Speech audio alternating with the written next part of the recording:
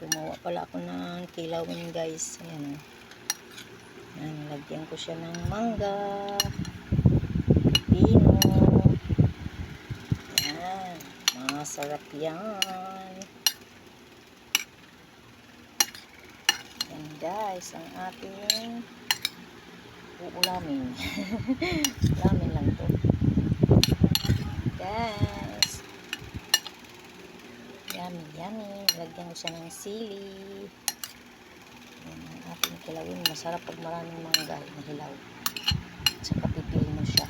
Halo na guys. Yan ang ating masarap din ito ipulutan guys. Sarap nito.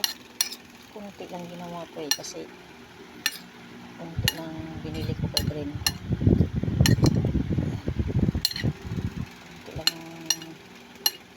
Inutang ko shout out sa nagpautang ito sa akin ha.